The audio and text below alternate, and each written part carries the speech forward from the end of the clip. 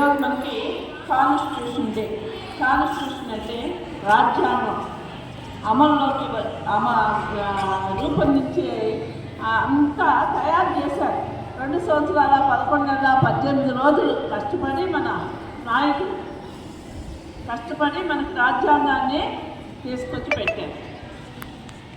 అయితే ఈరోజు దానికి ఆమోదం పొందారు. ఆమోదం అంటే అంగీకరించారు.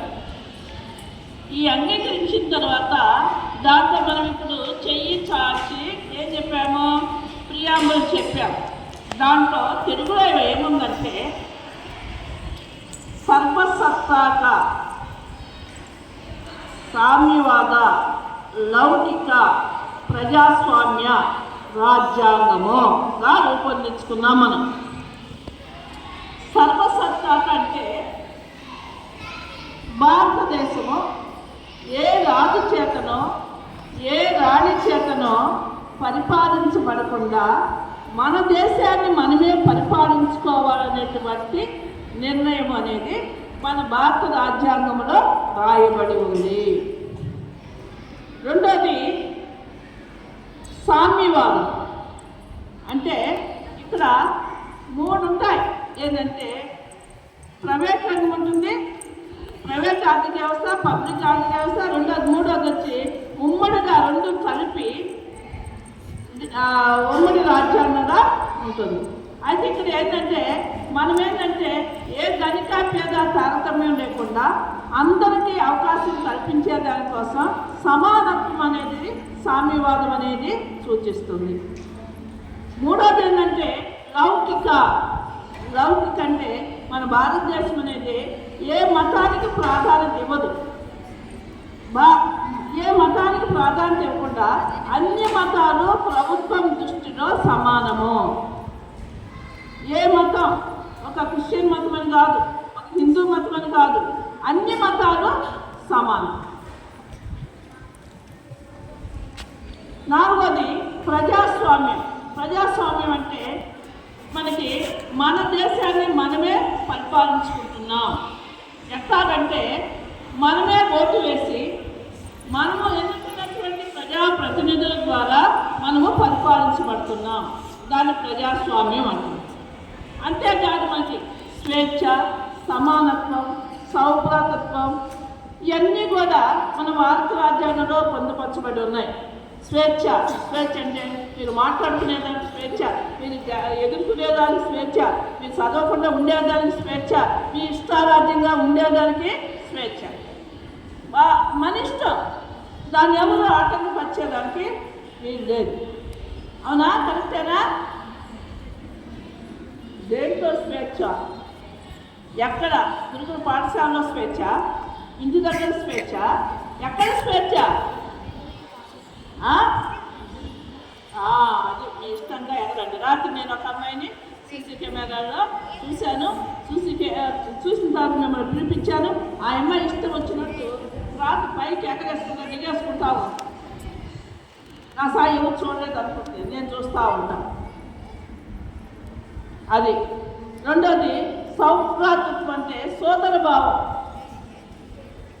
India is my country, all Indians are my brothers and sisters, I love my country అని చెప్తా ఉంటాను చూడు. భారతదేశం నా మాతృభూమి, భారతీయులందరూ నా సహోదరులు. సౌభ్రాతృత్వం అంటే సోదర భావం కలిగి ఉండాలా. ఒకరికొకరు ఎలాంటి కీచులు ఆడుకోవడము, ఒకరికొకరు ఎలాంటి తప్పుదారు చేయకుండా ఉండేదానికి, అందరూ కలిసిమెలిసి ఉండేదానికోసము సోదర భావం అనేది కూడా ఉందమ్మా. అదేవిధంగా సమానత్వము అన్ని రంగాలు, ఆర్థికంగా కానీ, సాంఘికంగా కానీ, అన్ని రంగాలు, సామాజిక పరంగా కానీ అన్ని రంగాల్లో సమానత్వం అనేది కల్పించడం. ఈ విధంగా చెప్పుకుంటూ పోతే 395 ఉన్నాయి మా ఆర్టికల్స్. భారతదేశంలో లిఖిత అలిఖిత రాజ్యాంగము కొన్ని రాయబడి ఉంటాయి, కొన్ని రాయబడి ఉండవు. ఈ రాయబడకుండా ఉండే వాటిని మనం సవరించుకునే దానికి అవకాశం ఉంది. ఎట్లాగంటే మన ఎస్సీ కమ్యూనిటీకి ఇది ఇచ్చారు. ఏంటంటే రిజర్వేషన్ ఇచ్చారు. ఫస్ట్ భారత రాజ్యాంగాన్ని అమలులోకి వచ్చిన తర్వాత 10 సంవత్సరాలు వెనుకబడిన వారికి రిజర్వేషన్ సౌకర్యం కల్పించడం జరిగింది. 10 సంవత్సరాల తర్వాత సమానత్వం అనేది రాలా. రిజర్వేషన్ యావత్లో కూడా డెవలప్మెంట్ అనేది కనిపించరా. అప్పుడు మళ్ళా 10 సంవత్సరాలు పెంచారు. అప్పుడు కూడా రాలా, మళ్ళా 10 సంవత్సరాలు పెంచారు. ఆ విధంగా సవరించుకుంటూ వస్తున్నారు. ఇప్పటికి కూడా ఆ సమానత్వం అనేది వెనుకబడిన వారిలో రిజర్వేషన్ అనేది పోలా. ఎందుకంటే వాళ్ళు డెవలప్మెంట్ అనేది కనిపించడం లేదు. తర్వాత అదృఢ రాజ్యాంగము బలమైనది, వీక్ అట్టుంది. కఠినంగా కొన్ని అంశాలు ఉంటాయి, కొన్ని అడుగుంటుంది, కొన్ని మృదువుగా ఉంటాయి, సరళ స్వభావం కలిగి ఉంటాయి. అలాంటివి కూడా మనం మార్చుకోవాలి. కఠినంగా ఉండొచ్చు, సరళంగా ఉండొచ్చు. అలాంటి అంశాలు ఉన్నాయి. మన భారతదేశంలో ఏకకేంద్ర రాజ్యాంగం, మనది ఒకే ఒక రాజ్యాంగం. అన్ని అమెరికాలో 2 రాజ్యాంగాలు ఉంటాయి, ద్వంద్వ రాజ్యాంగం ఉంటారు. అక్కడ ఒకే ఒక పౌరసత్వం ఉంటుంది మన భారతదేశంలో. మేమంతా కూడా భారతీయులు, అంతే, తిరగలేదు. అదే అమెరికాలో 2 ఉంటాయి, రాష్ట్రానికి ఒకటి ఉంటుంది, దేశానికి ఒకటి ఉంటుంది. ఇలాంటి మంచి మంచి అంశాలు ఉన్నాయి మా భారత రాజ్యాంగం. అయితే ఈ అంశాలన్నిటికీ మూల కారకుడు ఎవరు? Doctor B R Ambedkar. అది గుర్తుపెట్టుకోండి, అది మర్చిపోవద్దు. జీవితంలో మీరు ఈ విధంగా ఇక్కడ స్వేచ్ఛా వాయువును పీల్చుకుంటున్నారంటే ఎవరు? Doctor B R Ambedkar. ఎవరైనా దళిత నాయకుడు, మీకు తెలుసో తెలీదో, డాక్టర్ బిఆర్ అంబేద్కర్ చదువుకునే రోజుల్లో అంతరాంతరం చాలా ఎక్కువ ఉండింది. క్లాస్ రూమ్లో ముందు కూర్చోకూడదు, అక్కడ పెట్టినటువంటి వాటర్ దగ్గరికి దరిదాపు పోకూడదు, చాక్ పీస్ పట్టుకొని కూడా బోధుగాడు ఉండకూడదు. ఒకసారి ఒక మ్యాథ్స్ టీచర్ ఒక ప్రాబ్లం చెప్పాడంట చేయమని, ఎవరికి రాదు. రాకపోతే ఎవరు చేస్తారంటే ఈ మహానుభావుడు వచ్చాడు ముందుకి, నేను చేస్తాను అంటే అతనికి బోధుగాడు రానేరు. మళ్ళీ మంటుకుంటుందంట, చాలా నిశ్చయంగా చూసేవాళ్ళు. అలాంటి స్థితిలో కూడా అన్ని కష్టాలు అనుభవించి కూడా ఏమయ్యాడు? భారత రాజ్యాంగ నిర్మాతగా పేరు తెచ్చుకున్నాడు డాక్టర్ బాబాసాహెబ్.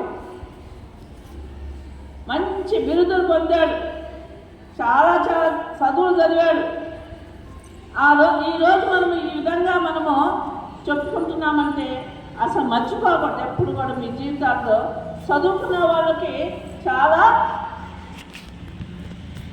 చాలా ఏం చెప్పుకోవచ్చు,